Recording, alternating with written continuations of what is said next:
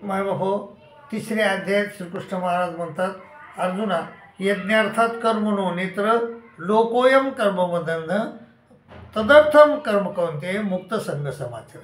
ते म्हणतात, अर्जुना, परमेश्वर, यज्ञ म्हणजे परमेश्वर, परमेश्वरा प्रित्यर्थ जे कर्म केले ते जीवाला बंधनात पाडत नाही, परंतु परमेश्वराच्या व्यतिरिक्त सांसारिक कर्म जे तुम्ही करता असता ते माणसाला बंधनात पाडतात.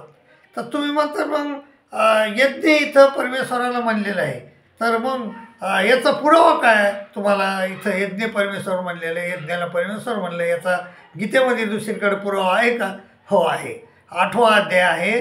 त्या 8व्या अध्यायामध्ये श्रीकृष्ण महाराज म्हणतात, अर्जुना, आदि यज्ञ हमे वात्र देह देह मुतानवर. प्रत्येक शरीरामध्ये मी आदि यज्ञ आहे. तर असं मी आदि यज्ञ असं श्रीकृष्ण महाराजांनी म्हणलेलं आहे. तर म्हणजे परमेश्वराला यज्ञ म्हणलेलं आहे. आणि त्या परमेश्वरा प्रित्यर्थ जे कर्म करतो आपण ते आपल्याला बंधनात पाडणारे नसतात, परंतु सांसारिक कर्म परमेश्वराच्या व्यतिरिक्त जे कर्म आपण करतो ते माणसाला बंधनात पाडणारे असतात.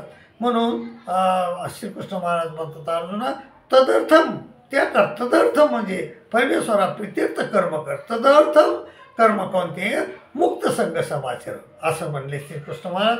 म्हणून मायबापो, परमेश्वरासाठी परमेश्वरा प्रित्यर्थ कर्म करा आणि बंधमुक्त व्हा, बंधमुक्त राहा मायबापो. आणि पुन्हा आपला जो गीता चॅनल आहे त्याला सबस्क्राईब करा, लाईक करा, शेअर करा, एवढी विनंती करतो आणि इथंच थांबतो. दंडोत प्रणाम, दंडोत प्रणाम, दंडोत.